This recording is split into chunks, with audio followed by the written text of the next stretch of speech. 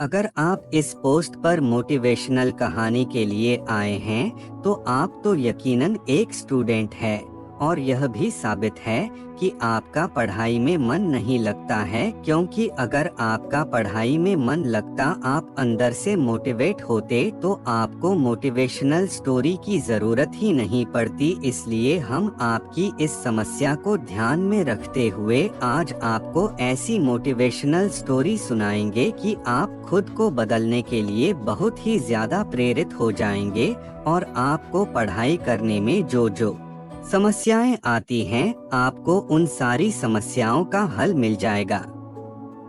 इससे पहले कि हम आपको मोटिवेशनल स्टोरी सुनाएं, आपको हम यह बता दें कि आप भी एक दिन ऐसा बन सकते हो कि आप पर कहानियां लिखी जाए। बस आपको अपनी सोच बदलने की ज़रूरत है और इसके लिए आपको अंगारों पर चलने की भी ज़रूरत नहीं है, बस अपने आप से लड़ना है। जो अपने आप से लड़कर जीत गया, वह पूरी दुनिया से जीत गया। अपने आप से लड़ने का मतलब कि अपनी आदतों को बदलना है। जैसे कि आप लेट तक सोते हो, तो आप सुबह जल्दी उठकर पढ़ाई करें। इसमें आपको कोई तकलीफ नहीं होगी, सिर्फ थोड़ी सी मेहनत लगेगी।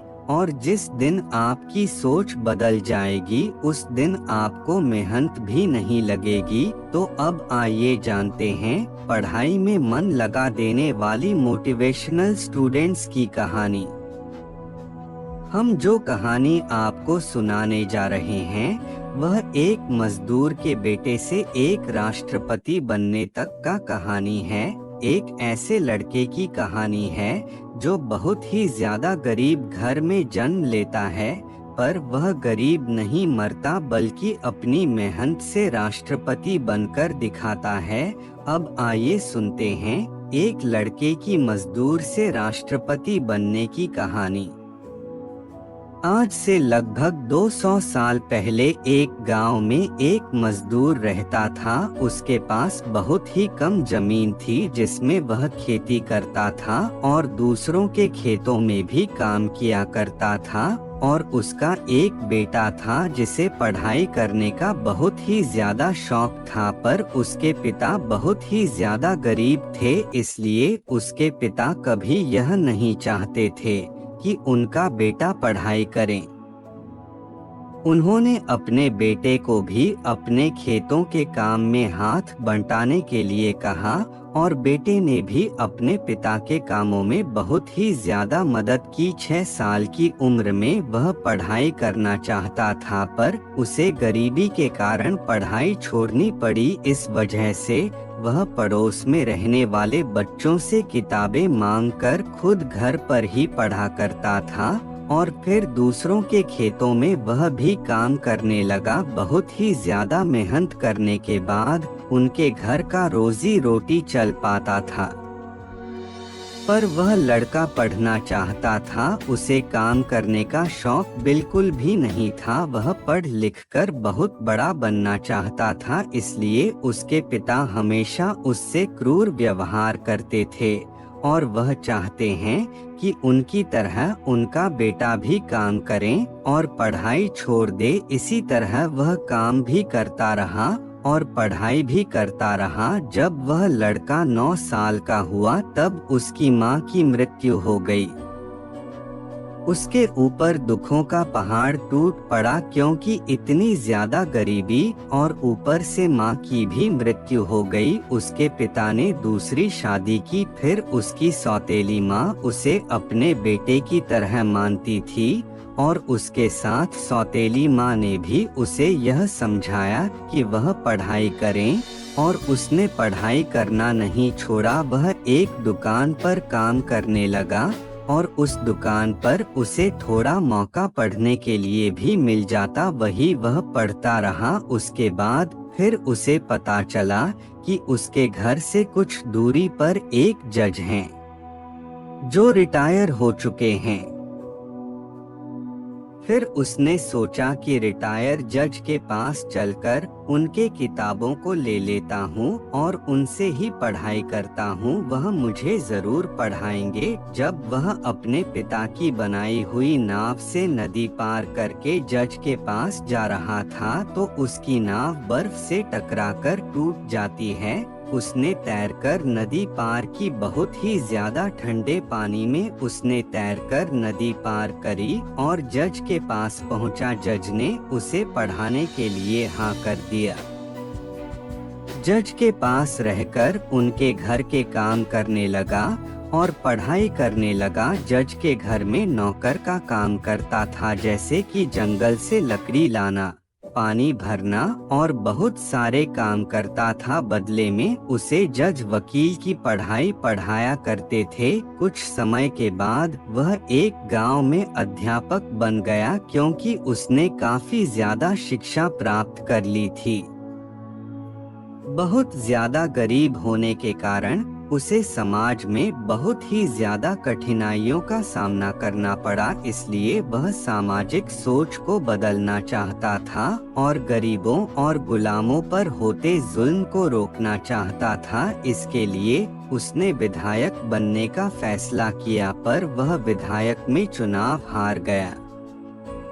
उसके घर की आर्थिक स्थिति बहुत ही ज्यादा खराब हो चुकी थी और उसके मन में खुदकुशी करने के भी विचार आने लगे थे, पर उसने बहुत ही ज्यादा मेहनत करके अपने आप को संभाला और हार नहीं मानी। फिर उसी समय उसके दोस्त ने उसे समझाया कि हार मानना सही नहीं है, तुम फिर से कोशिश करो, जरूर विधायक बनोगे। फिर उसने विधायक में चुनाव लड़ी और इस बार जीत गया और फिर वह बहुत ही अच्छा विधायक बना और अपने स्पीच से लोगों को अपनी ओर आकर्षित किया।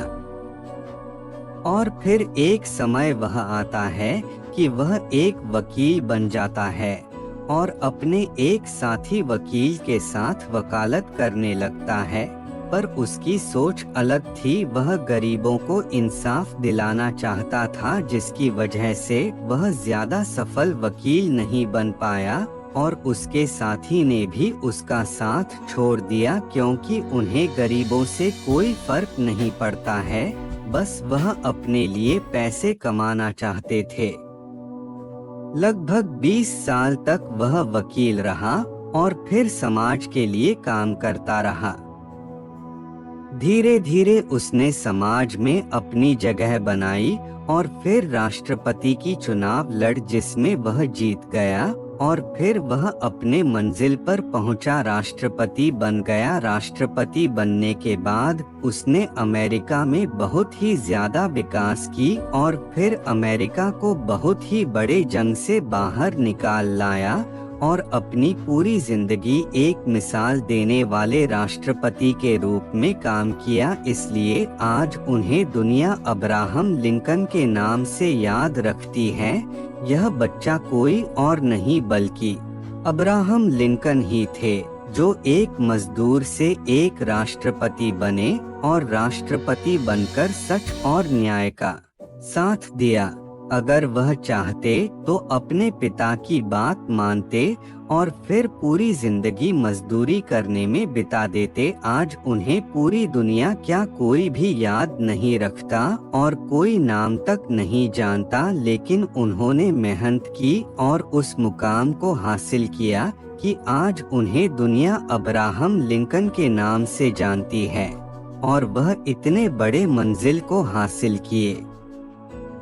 इस कहानी को पढ़ने के बाद आपको यह तो जरूर समझ में आ गया होगा कि कोशिश करने से पीछे नहीं हटना चाहिए और कोशिश सिर्फ कोशिश की तरह नहीं बल्कि पूरे मन से की जानी चाहिए। अगर किसी इंसान को पानी में डूबा दिया जाए तो उसकी पूरी ध्यान होगी कि वह कब पानी से बाहर निकल जाए और कब सांस ले। इसी तरह अगर किसी काम को करने की ठान ले तो सोचे कि कब उस काम को खत्म कर ले। इस तरीके से आप किसी भी काम को बहुत ही आसानी से कर पाएंगे।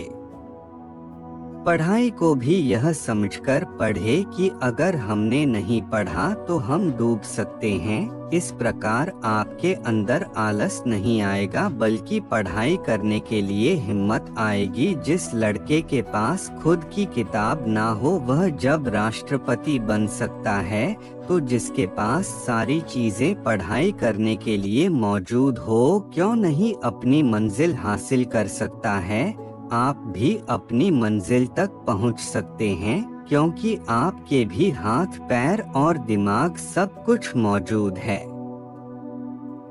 बस आपको अपने आप पर फोकस करना है, ना कि दूसरों पर। इस कहानी को अपने पूरे दोस्तों में शेयर करें ताकि सभी के मन में पढ़ने की उमंग जाग उठे और हर कोई पढ़ लिख कर ऊंचाइयों को छुए। दुनिया में इंसान को मेहनत करने के लिए बहुत ही छोटी सी जिंदगी मिली है।